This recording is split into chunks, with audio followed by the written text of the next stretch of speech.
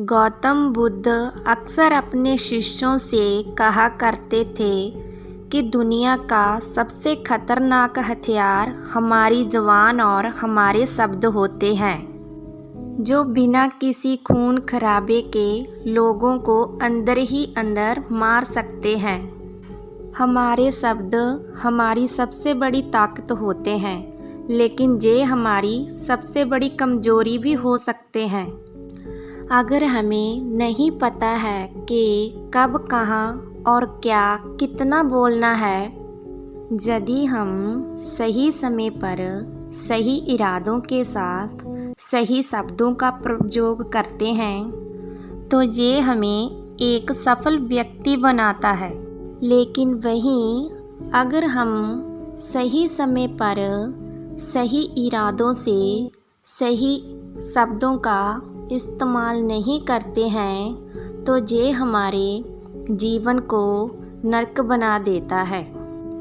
तो आज मैं आपको मौन रहने पर एक कहानी सुनाने वाली हूँ, और ये कहानी आपके जीवन को बदलने वाली है। बहुत समय पहले की बात है। चीन राज्य में एक बहुत ही प्रसिद्ध बौद्ध भिक्षु रहा करते थे। वो एक जंगल में एक छोटे से आश्रम में अपने शिष्यों के साथ रहा करते थे। वो भिक्षु बहुत ही बड़े ज्ञानी और प्रतापी व्यक्ति थे, और इसीलिए वो पूरे चीन में बहुत ही प्रसिद्ध थे। एक दिन एक राजकुमार उनके पास आया और बोला, हे महात्मा, मैं हमेशा थका हुआ और निराश परेशान महसूस करता हूँ। मेरा मन बहुत ही अशांत रहता है। हालांकि मेरे पास सब कुछ है, दौलत, शोहरत, सुख सुविधाएं जो हर व्यक्ति चाहता है और जे पाने की इच्छा करता है, लेकिन फिर भी मेरे अंदर इतनी अशांति और चिंता क्यों है? उस राजकुमार की बात सुनकर बौद्ध भिक्षु ने कहा, इस प्रश्न का उत्तर तुम जानते हो, बस तुमने कभी उसकी तलाश नहीं की। अपनी बात जारी रखते हुए भिक्षु ने कहा कि मैं तुम्हारे साथ एक प्रयोग करना चाहता हूँ, और इस प्रयोग के बाद तुम्हारे जीवन में किसी भी तरह की अशांति और चिंता नहीं रहेगी। ये सुनकर राजकुमार हैरान तो हुआ, लेकिन कहा, बताइए महात्मा, मुझे क्या करना होगा? मैं अपने मन की शांति के लिए कुछ भी करने को तैयार हूँ। तब भिक्षु ने एकदम शांत स्वर में उत्तर दिया कि अगले 10 दिन तक तुम मेरे आश्रम में रहोगे और एक सामान्य व्यक्ति की तरह अपना जीवन व्यतीत करोगे, और इस 10 दिनों में तुम एकांत में मौन बैठे रहोगे और जितना हो सके कम ही बोलोगे। राजकुमार भिक्षु की बात से सहमत हो गया और अगले ही दिन से उनके आश्रम में रहने ही लगा। पहले ही दिन राजकुमार को लगा कि उसका मन सामान्य से ज़्यादा अधिक अशांत और विचलित है। उसके मन में तरह तरह के प्रश्न उठ रहे थे, और वो आम लोगों की तरह जीवन जीने में आशंका महसूस कर रहा था। उसके अंदर से बोलने की इच्छा उठ रही थी, लेकिन वो मौन रहा। उसने अपने मुंह से कुछ नहीं निकाला, एक शब्द भी नहीं। वो चुपचाप बैठा रहा। लेकिन रात होते होते उसे अंदर ही अंदर कुछ शांति का अनुभव होने लगा। उसके लिए ये अनुभव बहुत ही अजीब था। वो खुद से पूछ रहा था कि अंदर ही अंदर वो खुशी क्यों महसूस कर रहा है और उसकी आंतरिक बेचैनी और चिंता कम क्यों होने लगी है। अगले दिन राजकुमार एकांत में चुपचाप बैठा प्रकृति को निहार रहा था। पौधों को, फूलों को, आकाश में उड़ रहे पक्षियों को वो अपने जीवन में पहली बार महसूस कर रहा था कि उसके आसपास की प्रकृति कितनी अद्भुत है। उसने दिन भर प्रकृति की सुंदरता को देखा और उसकी शांति को महसूस किया और इसी तरह से एक हफ्ता बीत गया और अब तक उसके मन की सारी बेचैनी, सारी हलचल और सारा तनाव एकदम गायब हो गया था। 8वें दिन की सुबह राजकुमार फिर से एकांत में बैठ गया और कुछ ही मिनटों में उसकी आंखें अपने आप बंद हो गई और वो गहरे ध्यान में चला गया। वो पूरे दिन वहीं आंखें बंद कर बैठा रहा और गहरे ध्यान में डूबता चला गया। ना कोई शब्द, ना कोई चिंता। राजकुमार भीतर से असीम शांति और आनंद से भर गया था। उसने अपने बाकी के 2 दिन इसी तरह गहरे ध्यान में व्यतीत करने के बाद 11वें दिन वो बौद्ध भिक्षु के सामने प्रस्तुत हुआ और उनको प्रणाम करने के बाद बोला, हे महात्मा, मुझे उत्तर मिल गया है कि मेरे मन में इतनी उथल पुथल और चिंता क्यों थी। मैं जान गया हूँ कि मेरा मन इतना शांत और विचलित क्यों था।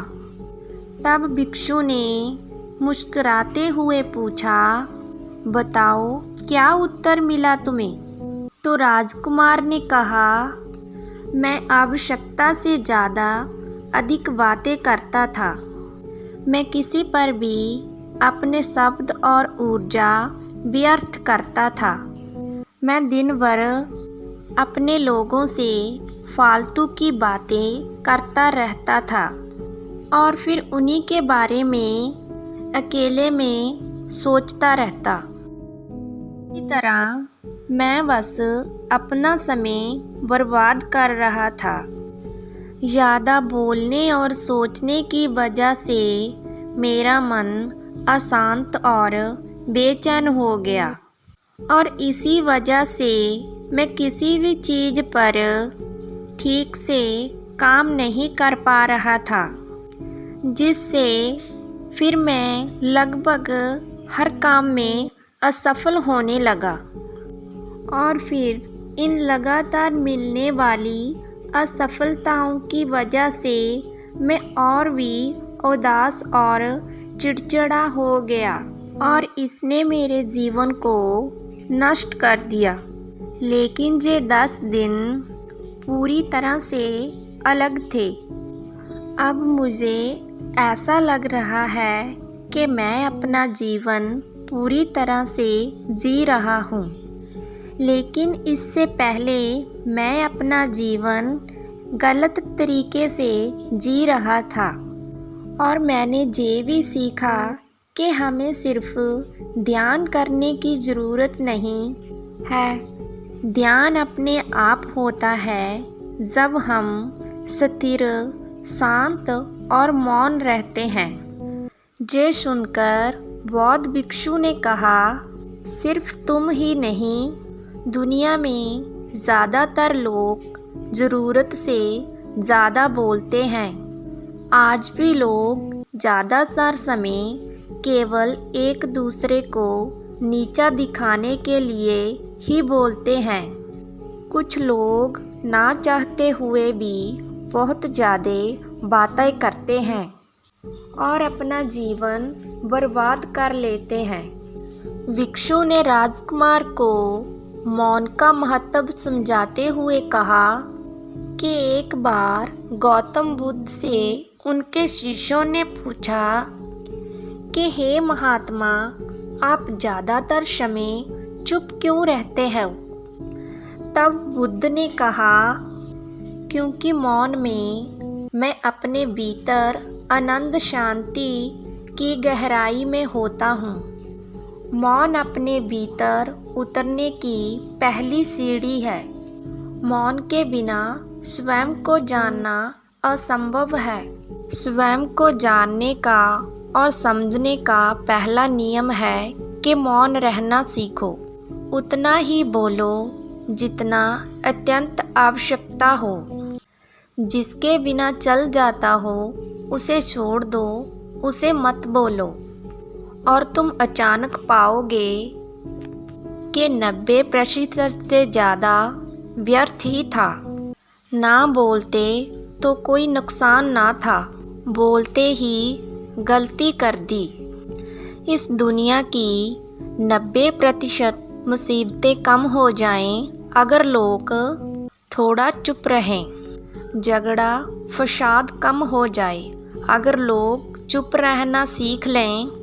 संसार की बहुत सारी समस्याएं सिर्फ बोलने से ही पैदा होती है। ये सारी बात मौन रहना सीखने की है, और जिसने मौन की कला जान ली वो भीड़ में भी अकेले खोने की कला जान लेता है। वो अपने भीतर ही डुबकी लगाने लगता है। एकांत में तो आदमी स्वर्ग में ही है। दूसरे की उपस्थिति ही बेचैनी पैदा करती है। पहले तो मौन को साधो।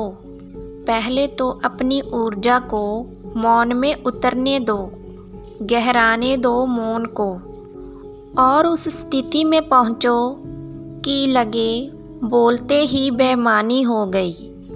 जब दूसरों की मौजूदगी में तुम उक जाओ, परेशान हो जाओ, तो उचित है कि अपनी आंखें बंद कर लो और अपने आप में ही खो जाओ, और वहाँ से पाओगे तुम एक नई ताजगी, क्योंकि तुम्हारे जीवन का स्रोत वहीं छुपा है।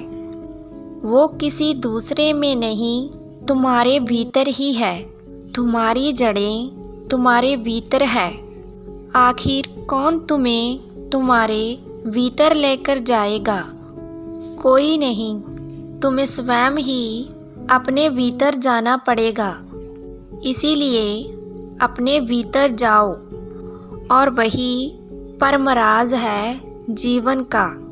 वही स्रोत है आनंद का। वही से जन्म हुआ है। वही मौत में डूब जाओगे। वही से तुम्हारा सूर्य उदय है और वही से अस्त होगा। उसमें बार बार डुबकी लगाओ, और जब भी तुम डुबकी लगाओ और लौटोगे वहाँ से, तो एक नई ऊर्जा पाओगे। फिर से नई शक्ति का जन्म होगा। थकान और उदासी और चिंता छूमंतर हो जाएगी। जैसे कोई स्नान कर कर लौटता है तो शरीर शीतल हो जाता है, शांत हो जाता है। ऐसे ही जब कोई अपने भीतर होकर वापस आता है, मौन में स्नान कर कर लौटता है, आदमी के भीतर का सब कुछ शांत हो जाता है। अपनी बात खत्म करते हुए बौद्ध भिक्षु ने राजकुमार से कहा कि आज तुम्हारा भी एक नया जन्म हुआ है, और तुम्हें इसी तरह से अपने इस नए जीवन को और भी बेहतर बनाना है। और अब तुम वापस अपने राज्य लौट सकते हो। तब राजकुमार भिक्षु को धन्यवाद देकर अपने राज्य लौट जाता है। तो दोस्तों, आज से आप भी मौन रहने का अभ्यास ज़रूर करें।